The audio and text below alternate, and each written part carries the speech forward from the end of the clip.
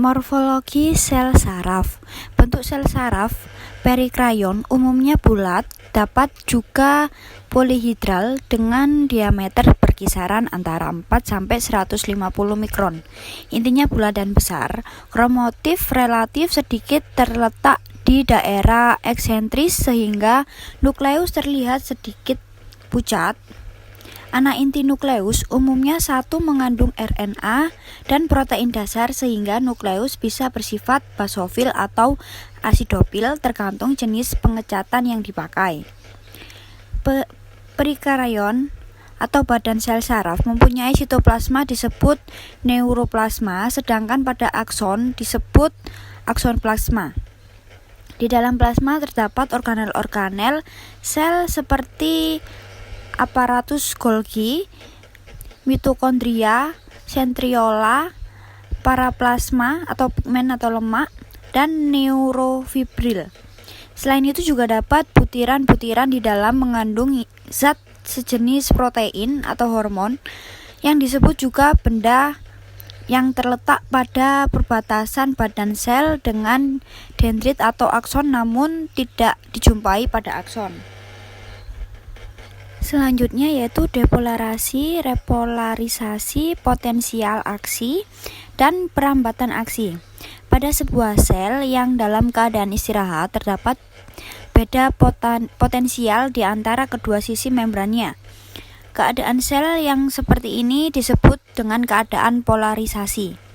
Bila sel yang dalam keadaan istirahat atau polarisasi ini diberi rangsangan yang sesuai dengan level yang cukup, maka sel tersebut akan berubah dari keadaan istirahat menuju keadaan aktif. Dalam keadaan aktif, potensial membran sel mengalami perubahan dari negatif di sisi dalam perubahan menjadi positif di sisi dalam. Keadaan sel seperti ini disebut dalam keadaan depolarisasi ini dimulai dari suatu titik di permukaan membran sel yang merambat ke seluruh permukaan membran. Bila seluruh permukaan membran sudah bermuatan positif di sisi dalam, maka sel disebut dalam keadaan depolarisasi sempurna. Setelah mengalami depolarisasi sempurna, sel tersebut melakukan depolarisasi dalam keadaan repolarisasi. Potensial membran sel berubah dari positif ke sisi dalam menuju kembali ke negatif sisi dalam. Repolarisasi dimulai dari suatu titik yang merambat ke seluruh permukaan membran sel. Bila seluruh membran sel sudah bermuatan negatif di sisi dalam, maka dikatakan sel dalam keadaan istirahat atau keadaan polarisasi kembali dan siap untuk menerima rangsangan berikutnya.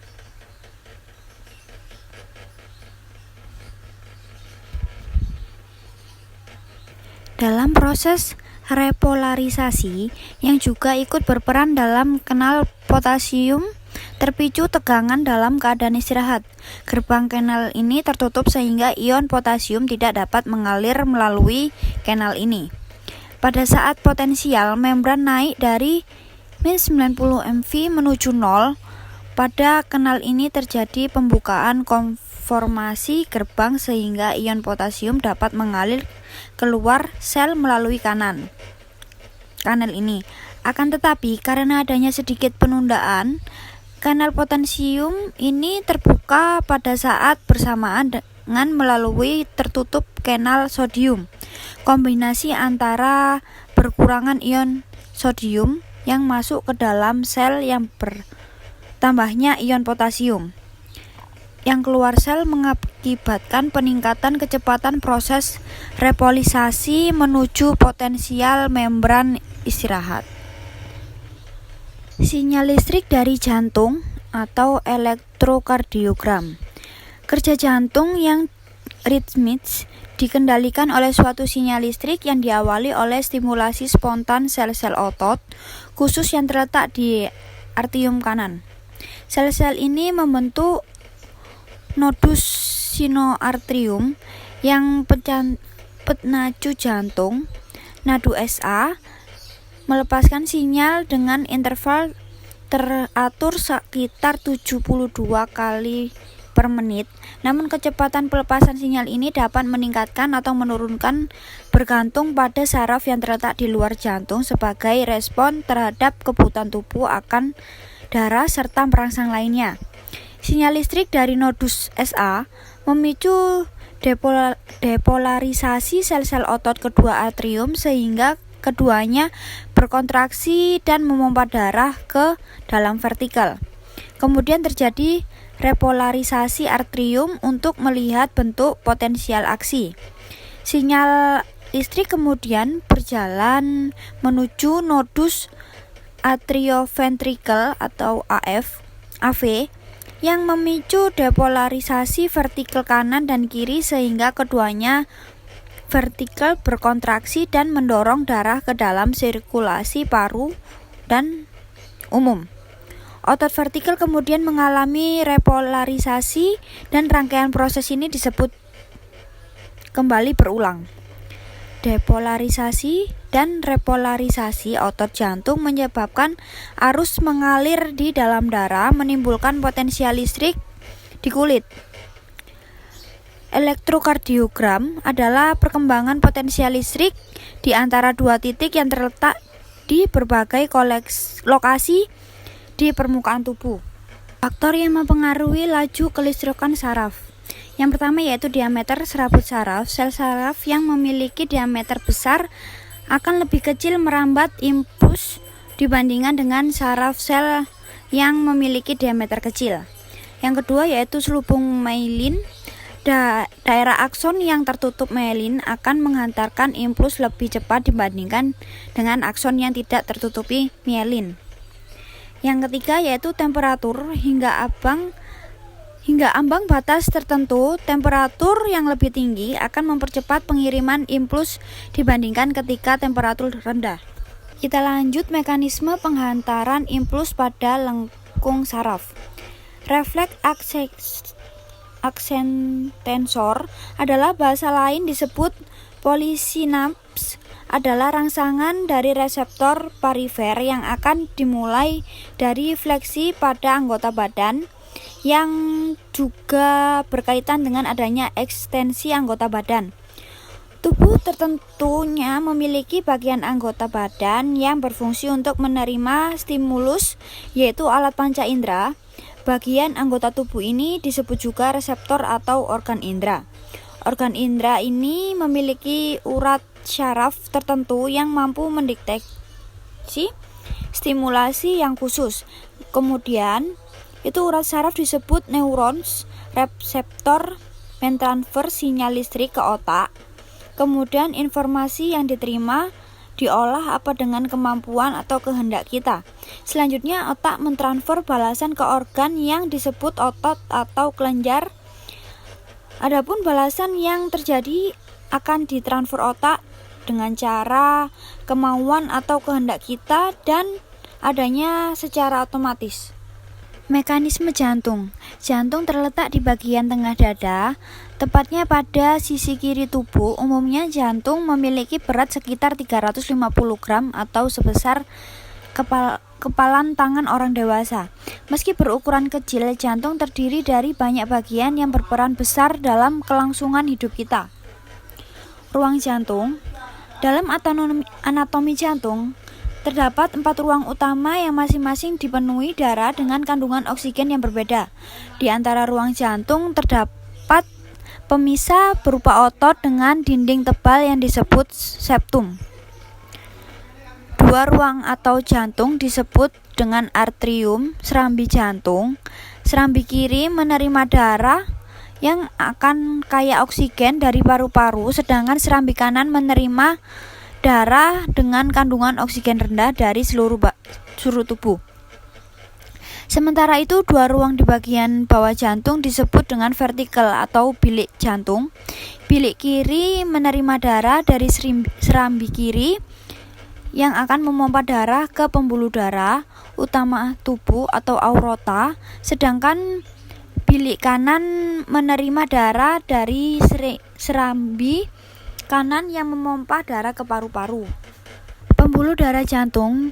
Jantung juga memiliki pembuluh darah besar yang memiliki peran masing-masing di antaranya, yaitu vena cava untuk mengembalikan darah ke seluruh tubuh ke jantung. Yang kedua yaitu arteri pulmonalis untuk membawa darah dengan kandungan oksigen yang rendah ke dalam paru-paru. Berikutnya ada vena pulmonalis mengalirkan darah yang kaya akan oksigen ke paru-paru menuju ke jantung. Yang terakhir yaitu ada aorta yang mengedarkan darah yang kaya akan oksigen ke seluruh tubuh.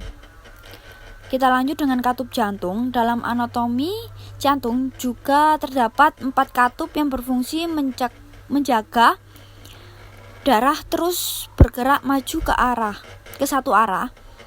Katup kemudian akan menutup dengan cepat agar darah tidak berbalik ke arah yang berlawanan. Cara kerja jantung yaitu serambi kanan menerima darah dengan kadar oksigen yang rendah ke seluruh tubuh melalui vena cava, kemudian memompa ke bilik kanan. Yang kedua yaitu darah dari bilik kanan dipompa keluar jantung menuju ke paru-paru untuk pertukaran karbon dioksida dengan oksigen. Yang ketiga, darah yang sudah kaya akan oksigen dipompa masuk ke serambi kiri melalui vena pulmonalis dan selanjutnya dipompa ke bilik kiri. Yang terakhir yaitu bilik kiri kemudian memompa darah yang kaya oksigen ke seluruh tubuh melalui aorta. Perbedaan otot polos, otot lurik, dan otot jantung. Otot polos yaitu otot yang merupakan penyusun organ tubuh bagian dalam seperti saluran pencernaan dan pernapasan. Jika terlihat menggunakan mikroskop, maka otot polos akan tampak polos, tetapi sebenarnya pada otot polos terdapat bagian gelap dan terang. Otot polos bekerja di luar kesadaran manusia, maka kontraksi pada otot polos tidak dapat dikendalikan secara sadar, sehingga kita dapat menentukan kapan otot harus berkontraksi dan harus berhenti. Dilihat dari bentuknya, maka otot polos itu berbentuk gelondong atau satu inti di tengah sel. Selanjutnya ada otot lurik, berfungsi untuk melakukan suatu gerakan. Jika dilihat dengan menggunakan mikroskop, maka otot ini akan tampak bagian gelap dan terang.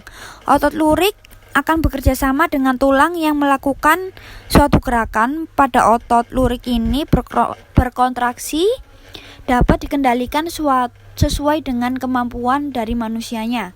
Jika melihat dari bentuknya, maka otot lurik ini berbentuk panjang, silindris, dan bercabang.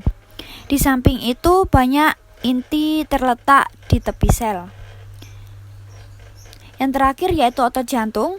Otot jantung tampak seperti otot lurik, namun membedakannya pada otot jantung berkontraksi tidak dapat dikendalikan secara sadar, sedangkan lurik dikendalikan secara sadar. Oleh karena itu, kita juga dapat mengendalikan cepat lambatnya denyut jantung. Jika melihat dari sisi bentuknya, maka otot jantung berbentuk panjang, silindris, dan bercabang. Di samping itu, otot jantung ini banyak inti terletak di tengah sel.